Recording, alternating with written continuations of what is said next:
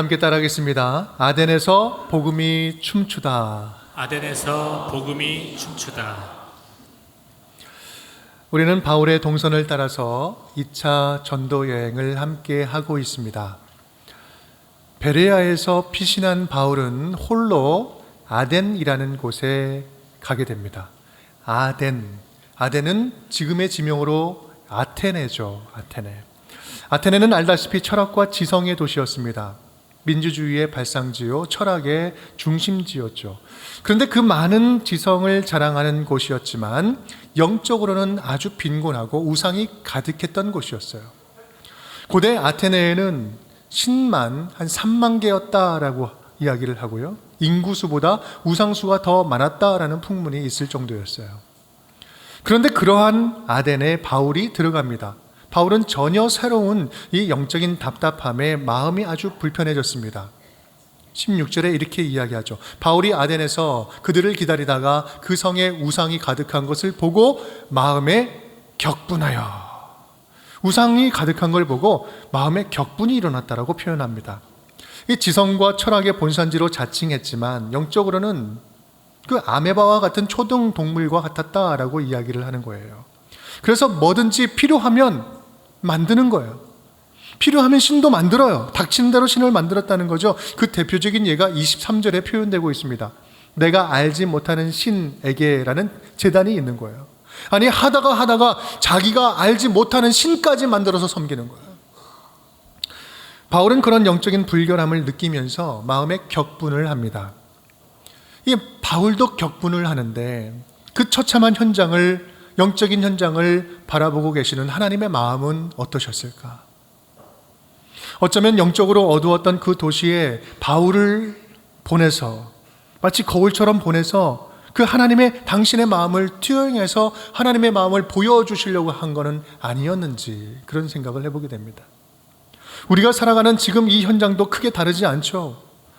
우리가 너무나 사랑하는 나의 가족들, 나의 친지들, 하나님을 알지 못해요. 간절하게 기도하고 간절하게 구하고 가지만 쉽게 변하지 않아요. 내가 참으로 아끼는 사람이 진리가 아닌 그 다른 무엇인가에 빠져 있다면 여러분, 그것처럼 속상하고 안타까운 일이 어디 있겠습니까? 그러한 분들, 그러한 주변의 사람들, 현장들을 바라보면서 이 공중권세 잡은 이 악한 영을 향해서 거룩한 분노가 일어나는 것은 어쩌면 너무나 당연한 일이죠. 어쩌면 그런 우리의 이 안타까운 마음은 우리들의 이 마음 속에 하나님 당신께서 우리의 마음에 당신의 마음을 담아주시는 것은 아닐까? 당신의 그 거룩한 마음, 사랑하는 마음, 애타는 마음, 안타까운 마음을 우리 마음에 담아주시는 것은 아닐까요? 사랑으로 회복하겠다, 내가 이 한 사람 결코 포기하지 않겠다라고 하시는 하나님의 그 사랑의 의지가 담긴 마음은 아닐까요? 먼저 말씀을 나누기 전에 저와 여러분의 마음이 우리 주변의 영적인 상황들, 그러한 환경들에 얼마나 민감하게 반응하고 있는지 다시 한번 돌아볼 필요가 있습니다. 우리가 살아가는 현장에서 느끼는 하나님의 마음은 어떨까? 하나님이 없는 것처럼 살아가는 우리의 현장, 삶의 현장 가운데 하나님은 어떻게 느끼고 계실까? 하나님의 마음을 동일하게 느끼고 있는 걸까? 하나님의 영광이 가려지는 상황을 나는 얼마나 격분해하고 얼마나 가슴 아파하고 있는가? 그 마음의 회복으로부터 우리의 크리스찬다움이 다시 회복될 수 있는 것은 아닐까요? 오늘 바울이 느꼈을 그 안타까운 마음, 거룩한 분노의 감정을 함께 느끼면서 말씀을 함께 나누었으면 좋겠습니다. 또한 하나님께서는 그러한 바울을 통해서 어떻게 이 우상의 도시, 이 아덴 한복판에서 복음의 씨앗을 심어낼 수 있었는지 오늘 말씀을 통해서 배우는 복된 시간이 될 수 있기를 주님의 이름으로 축복합니다. 우리가 첫 번째 던져볼 수 있는 질문은요, 이 우상으로 가득한 도시에서 바울은 그렇다면 어떻게 복음을 전했을까? 어떻게 복음을 전했을까? 바울이 아덴에서 행한 이 설교는요, 다른 곳에서는 볼 수 없는 독특한 특징이 있습니다. 바울은 종교성이 많은 그들의 그 사고 체계 안에 들어가서 말씀을 전하죠. 아주 섬세하게 그들에게 맞는 맞춤식 설교를 합니다. 그것이 바로 오늘 바울이 했던 아레오바고 설교인 것입니다. 이 고대 아테네 그곳에는요, 그곳을 지배하던 철학이 가장 큰 두 사조가 있었어요. 하나는 에피쿠로스 학파와 스토아 학파다. 이 이야기는 좀 이렇게 들어본 일들이 많이 있을 거예요. 우리 아덴에서 했던 아레오바고 설교를 이해하려면 이 두 학파에 대해서 아주 간단하게라도 좀 이해할 필요가 있습니다. 간단하게 설명하면 이렇습니다. 첫 번째 에피쿠로스 학파는요, 쾌락이 인생의 목적이다라고 여기는 학파였어요. 뭐 육체적인 쾌락도 쾌락이지만 단순히 육체적인 욕망만을 말하는 것이 아니라 모든 염려에서 벗어나는 마음의 평온, 아타락시아라고 이야기하는데 그것을 추구하는 것입니다. 이것을 좀 쉽게 말하면 자연신론이라고 이야기합니다. 이것의 특징은 뭐냐면 신은 신이고 인간은 인간이다. 신은 인간에 대해서 그렇게 깊게 삶에 관여하지 않는다. 어떤 신적 존재, 그냥 자연신론 뭐 이렇게 이야기를 해요. 그러니 마음껏 우리의 삶에 관여하지 않으니까 우리 마음껏 인간이 쾌락을 추구하면서 살아가는 것, 이거 최고의 가치다라고 여겨요. 이것이 에피쿠로스 학파의 특징입니다. 또한 우리 스토아 학파가 있었는데 그것은 덕 있잖아요. 덕을 최고의 선으로 여깁니다. 엄격한 금욕주의를 그래서 강조를 하죠. 이들은요, 누구나 금욕하면서 덕을 이루면서 최고의 선에 이룰 수 있다라고 생각을 하고 그렇게 선을 이루면 동등한 지위를 얻는다라고 판단을 합니다. 생각을 해요. 그래서 만인 동등 사상을 가져요. 이것이 자연스럽게 어떤 결과를 낳습니까? 모두가 다 신이 될 수 있는 거예요. 범신론이 되는 거예요. 그러면서 자연스럽게 다신론, 이것도 신, 저것도 신, 그것도 신, 저것도 신, 뭐 다 신이 될 수 있는 거예요. 이러한 철학 사조들은 넘쳤지만 여러분, 도리어 영적인 지혜는 메말랐던 도시, 그것이 바로 아테네였다라는 거예요. 사도 바울은 바로 그들과 그런 사상과 철학에 익숙한 사람들과 장터에서 매일매일 변론을 합니다. 성경에서 장터라고 번역한 단어는요, 그 아고라 광장을 이야기합니다. 이 아고라 광장은, 고대 아테네의 아고라 광장은 이름만 대면 모두가 다 알만한 철학자들, 유명한 철학자들이 그곳에서 활동을 했어요. 소크라테스, 아리스토텔레스, 플라톤, 제논, 에피쿠로스, 그것이 그들이 활동하던 장소였어요. 지금 그 장소에서 바울이 복음을 전하고 있는 거예요. 그렇게 복음을 막 전하니 어느 날 사람들이 바울을 이제 아레오바고로 데리고 갑니다. 그리고 그곳에서 말씀을 전하도록 세우죠. 19절 말씀 우리 함께 읽겠습니다. 그를 붙들어 아레오바고로 가며 말하기를 네가 말하는 이 새로운 가르침이 무엇인지 우리가 알 수 있겠느냐. 이 아레오바고에 세웠다라고 하는데요, 아레오바고라는 곳은 일종의 법정과 같은 곳이었는데 당시 모든 재판이 이루어지는 장소였어요. 그곳에 불러서 말하게 했다는 것은요, 지금 바울이 전하는 이 내용이 이 아테네에서 전하기에 합당한지 아닌지 심의하고 평가하기 위해서 지금 세운 거예요. 그때 바울이 그들에게 딱 맞는 설교를 하죠. 22절 함께 읽어볼까요? 바울이 아레오바고 가운데 서서 말하되 아덴 사람들아, 너희를 보니 범사에 종교심이 많도다. 너희들을 보니까 종교심이 많도다라는 말로 이제 복음을 전하기 시작합니다. 그러면서 이렇게 이야기하죠. 내가 두루다니면 너희가 위하는 것들을 보다가 알지 못하는 신에게라고 새긴단도 보았으니, 다 함께 그런즉 너희가 알지 못하고 위하는 그것을 내가 너희에게 알게 하리라. 지금 알지 못하고 세운 신, 내가 그것이 뭔지 알려줄게 라고 하면서 그들의 사고체계 안에 들어가서 설교를 하는 거예요. 사실 여러분, 이 사도 바울이 이제부터 이야기하는 이 모든 설교는요, 그 말을 듣고 있는 현장에 있는 사람들 모두에게 다 걸리는 말이었어요. 당시 모든 철학적인 핵심 내용을 하나하나 정확하게 조목조목 반박하는 내용이었기 때문에 그렇습니다. 앞서 말씀드린 것처럼 그러면서 바울은 너희들이 알지 못하는 신, 그 신이 바로 내가 말하는 하나님이다 라고 말하면서 시작을 하죠. 24절 그 이후에 이렇게 이야기합니다. 우주와 그 가운데 있는 만물을 지으신 하나님께서는 천지의 주제시니 손으로 지은 전에 계시지 아니하고, 우리 하나님은 천지 만물을 지으신 하나님 이 주인이다 라고 이야기를 하죠. 그 하나님, 알지 못하는 그 신 하나님인데 그 하나님이 어떤 분인지 아느냐? 천지를 만드신 유일한 창조자, 한분, 그 유일한 창조자시다. 여러분, 지금 이 말은 우리가 들으면 그냥 일상적으로 들을 수 있는, 알 수 있는 내용이지만, 당시 지금 스토아파 사람들이 보면요, 스토아파 사람들, 이거는 되게 정면으로 반박하는 거예요. 스토아파는 어땠습니까? 범신론, 다신론, 모든 것이 다 신이 될 수 있다고 하는데, 진짜 하나님은 한 분이시다! 라고 선포하는 거예요. 정면으로 반박하는 거예요. 또 25절을 보면 이렇게 말합니다. 또 무엇이 부족한 것처럼 사람의 손으로 섬김을 받으시는 것이 아니니 이는 만민에게 생명과 호흡과 만물을 친히 주시는 이심이라.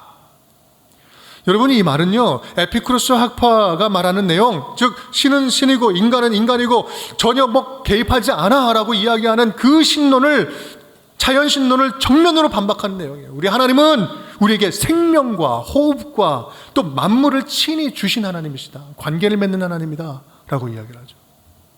그런 이어서 또 이렇게 이야기합니다. 26절 함께 읽어볼까요?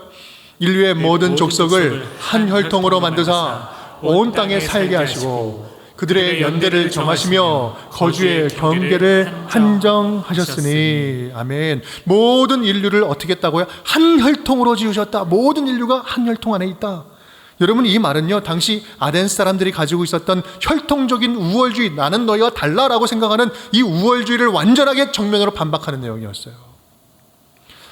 24절에서 아까 읽은 말씀 중에 하나님은 천지의 주제로서 손으로 만든 신전에 계시지 않는다라고 했던 이 내용은요, 지금 너희들이 섬기는 수많은 잡신들과는 비교할 수 없는 수준이 다른 만물의 창조자 하나님이시다. 나는 그 하나님을 지금 전한다. 지금 짧은 세 절 그 안에 에피쿠로스 학파, 스토아 학파, 그리고 그들이 가지고 있었던 그 사고체계 깊숙한에 들어있는 그 맹점을 짚어서 정확하게 반박하고 있는 거예요. 바울의 설교는 보면 짧은 설교였지만 예리하게 꼬집는 설교였어요. 철학의 본산지 아테네에서만 통할 수 있는 맞춤식 설교를 했던 것이에요.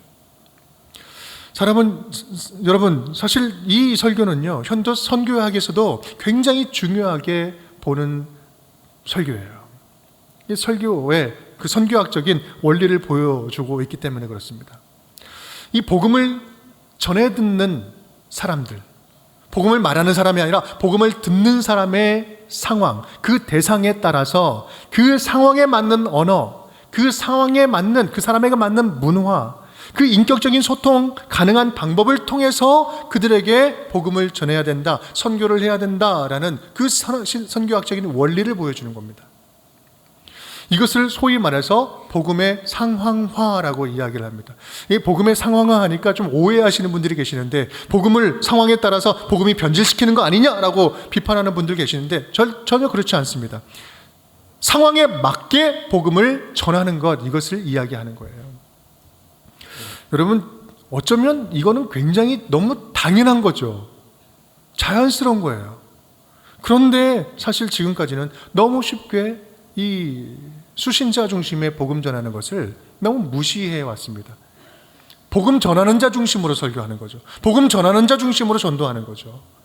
교회는 우리는 그렇게 존재할 테니 너희들이 맞춰, 이런 식으로 접근을 하는 거, 불신자를 접근하는 거, 좀 큰 문제 있는 거죠. 우리가 목숨 걸고 고수하고 있는 이 교회의 전통이라는 것들이 어쩌면 불신자들을 전도하는데 오히려 가장 큰 장애물이 되고 있다라는 사실을 우리는 솔직하게 고백할 필요가 있습니다.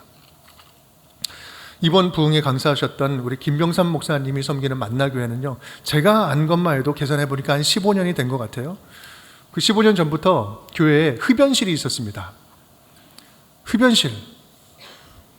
우리 끼견자들, 우리 그 담배 피는 분들 불편해하지 말고 교회에 오십시오. 예배 드리십시오. 예배 드리시고 좀 땡기시면 나가실 때 한번 또 이렇게 하고 가십시오. 편하게 하십시오. 편하게. 부담 없이 피우라는 거죠. 여러분, 근데 이게 교회에 흡연실 만드는 게 이 교회에서 흡연하십시오 라고 권장하는 것처럼 보입니까? 아니요. 문턱을 낮추는 거죠. 이 비본질적인 것으로 본질적인 하나님의 말씀을 못 듣는 그거 하지 마시고 언제든지 오십시오. 변하는 건 나중의 일이고 자연스러운 일인데, 주일 예배를 토요일 날 드리는 거, 여러분 어떻게 생각하십니까? 여러분 이것도 옛날부터 했던 일이에요. 많은 교회들도 하고 있습니다. 왜 그럴까요? 지금 우리가 현대를 살아가는 이 삶은요, 주일날에 반드시 일해야만 하는 분들이 계세요. 그분들은 주일날 아니면 어떻게 예배 드립니까? 토요일날 예배를 드리는 거예요. 그리고 그 주일날 굉장히 역동적으로 흩어져가지고 섬기면서 예배가 필요한 곳에 흩어져가지고 예배를 드리는 거예요. 역동적으로 움직이는 교회인 거죠. 여러분, 신학적인 논쟁은 이미 오래전에 다 끝났어요. 문제는 우리 안에 오래된 고정관념이 문제인 거죠. 그 고정관념만 버리면, 그리고 우리에게 선교하는, 하나님의 선교하는 마음만 있으면 지금이라도 할 수 있는 하나님의 본질적인 선교는 무궁무진한 겁니다. 우리들의 복음 전도 방법도 그래야 되지 않을까요? 하나님의 선교, 하나님이 선교하시기 위해서 우리들이 가로막고 있는 고정관념들, 그 생각들은 좀 내려놔야 되는 거 아닐까요? 사람들이 우리 교회에 와서 복음의 말씀 듣고 변화되기를 그냥 앉아서 기다리는 것이 아니라 삶의 현장 속에서 우리 한 사람 한 사람이 각각이 교회가 되어서 찾아가는 것, 교회가 되어서 적극적으로 찾아가서 그들과 눈높이를 맞추고 그들의 상황에 맞는 복음을 이해하고 그 복음을 말로 삶으로 흘려보낼 수 있는 것, 여러분 이것이 하나님이 지금 저와 여러분에게 원하시는 모습이요, 하나님의 선교 아니겠습니까? 그러기에 우리는 할 수만 있다면 때를 얻든지 못 얻든지 적극적으로 우리 안에 있는 그 복음을 흘려보내는 자세가 되어 있어야 돼요. 저는 그런 의미에서 이번 가을에 준비하고 있는, 국내 선교위원회에서 준비하고 있는 우리 체육대회들이 너무나 기대가 됩니다. 우리 골프 선교회, 선교 골프 대회를 이번에 합니다. 골프 팀은요, 믿지 않는 분들도 편하게 와서 우리 사귀고 또 이렇게 우리 교제를 나눌 수 있도록 그렇게 열려져 있어요. 근데 그냥 그 자체에서 즐기고 마는 것이 아니라 함께 선교 기금을 마련해서 이번에는 우리 외국인들, 지금 광탄 지역에 외국인들 우리 섬기고 있잖아요. 그 외국인 광탄의 이주민 센터에 노후되고 낙후된 그런 시설물들이 참 많이 있습니다. 그거 보면서 안타까워하면서, 이 부분은 이번에 우리가 선교대회 하면서 좀 고치면 좋겠다 라고 해서 전액을 이제 그쪽에 고치는 비용으로 사용하도록 했습니다. 여러분, 우리의 사사로운 아주 소소한 삶이 도움이 필요한 누군가의 삶과 연결되는 것, 거기에 마음이 흘러가는 것, 예수의 사랑이 흘러가는 것, 여러분 이것이 하나님의 선교 아니겠습니까? 또한 외국인 근로자들과 함께 축구대회 합니다. 여러분 그 축구대회 하는 거 좀 전에 광고 보셨죠? 공만 보면 이제 막 흥분되는 분들 많이 계실 텐데 이번에 다 참석할 수 있기를 바랍니다. 타국에서 누군가 친구가 되어주는 것, 이건 정말 생명과 같은 거거든요. 믿지 않는 우리 외국인들도 많이 있고요, 믿는 외국인들도 있는데 우리는 언제든지 편하게 시간만 내면 그 축구할 수 있거든요. 운동할 수 있잖아요. 그런데 그 일하러 오신 외국인들은요, 그렇게 쉽게 이렇게 할 수가 없어요. 우리가 장을 마련하고 잔치자리를 마련하면 얼마든지 와서 함께 즐겁게 우리 교제 나누고 또 삶을 나눌 수 있어요. 여러분, 복음은 그렇게 흘러 들어가는 거 아니겠어요? 객지에 나와 있는 분들에게 좋은 친구가 되어주는 것, 여러분 이것처럼 큰 복음의 통로는 없어요. 이것이 바로 몸으로 하는 맞춤식 설교가 아니겠습니까? 여러분 많이 참석해 주시고요, 나는 발로 뛰는 게 좀 힘들다 그러면 후원해 주십시오. 네, 뭐 다양한 걸로 말씀 주시면 큰 도움과 위로가 될 것 같아요. 여러분에게 섬길 기회를 드리겠습니다. 여러분 이런 모습이 작은 모습인 것 같지만 이 복음이 필요한 자에게 눈높이를 맞추고 그들의 상황과 형편에 맞춰서 우리가 함께 발맞추어 나아가는 것, 그들과 생각을 공유하면서 언어를 공유하면서 복음을 흘려보내는 하나님이 원하시는 선교의 모습이 아니겠습니까? 바라기는 우리 운정교회 모든 성도들이 그렇게 적극적으로 우리 가운데 담아주신 그 복음을 흘려보낼 줄 아는 그러한 선교적인 성도들, 선교적인 교회 될 수 있기를 주님의 이름으로 축복합니다. 오늘 또한 던질 수 있는 두 번째 질문이 있습니다. 그것은 바울은 그러면 어떻게 그렇게 적합한 설교를 할 수 있었을까? 어떻게 그 필요한 말씀을 그들에게 전할 수 있었을까? 바울을 보면요, 바울은 절대로 지금 자기 감정대로 설교하고 있지 않습니다.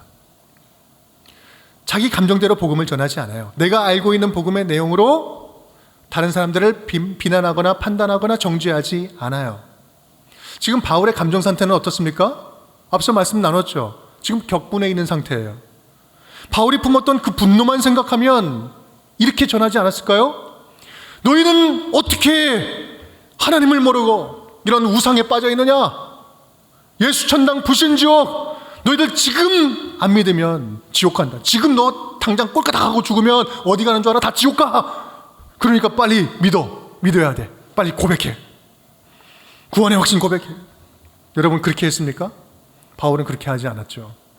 다만 감정적인 말 대신 그들과 계속해서 만납니다. 계속해서 만나요. 사귀어요. 교제를 이어가요.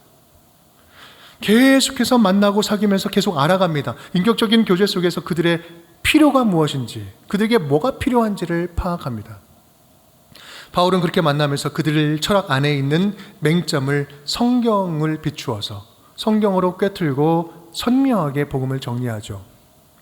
그리고 그들에게 꼭 필요한 말이 무엇인지 성경 안에서 묵상합니다. 그러다가 결정적인 순간이 왔을 때 짧지만 굵고 선명하게 복음의 본질을 그들에게 알려줍니다. 그것이 바로 아레오바고 설교였어요. 자기 말로, 자기가 이해한 언어대로 하나님이 담아주신 그 성경의 말씀으로 그들에게 필요한 복음의 말씀을 전해준 거예요. 여러분, 이런 모습이 우리가 복음을 먼저 들은 자로서, 먼저 복음을 맡은 자로서 오늘 배워야 할 모습이 아닐까요? 아레오바고에서 말씀을 전하는 이 장면이야말로 우상의 도시 아덴 한복판에서 복음이 멋지게 춤을 추는 장면이 아니었겠습니까? 그렇게 복음을 흘려보낼 때 그 복음을 들은 사람들이 이제 반응을 하게 됩니다. 오늘 말씀 32절 33절 말씀 보면 이 반응이 한 세 가지 정도로 나와요.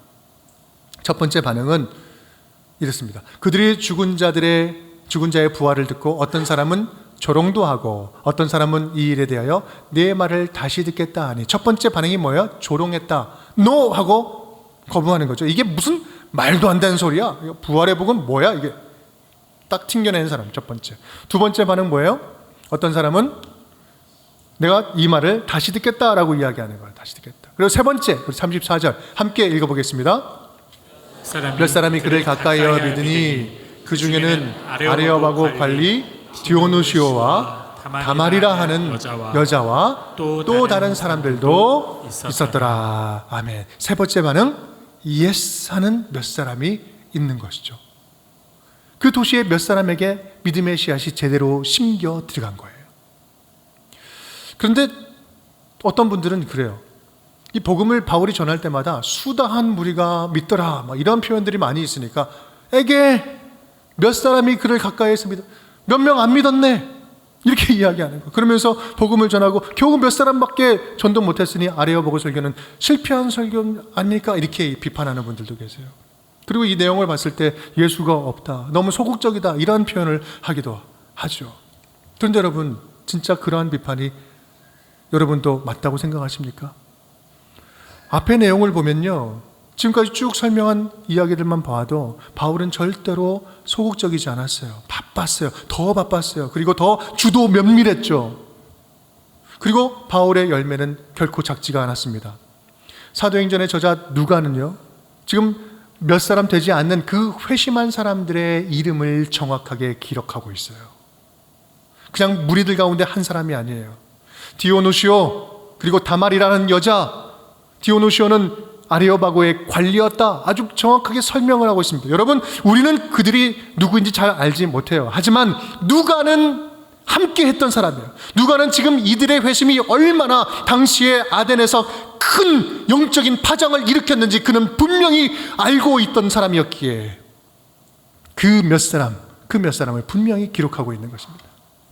여러분, 바울은요, 한 사람이 회심하든 100명이 회심하든 연연하지 않았습니다. 왜 그랬을까요? 한 사람만이라도 복음 앞에서 제대로 서면 그것이 바로 하나님께는 희망이 되기 때문에 그렇습니다. 한 공동체 안에 한 사람만이라도 제대로 서면 그곳 가운데 복음의 씨앗이 흩어지는 건 시간 문제인 거예요. 여러분, 바로 그것이 하나님께서 분량으로 계산하지 않는 한 생명을 소중히 여기는 하나님의 선교이기 때문에 그렇습니다.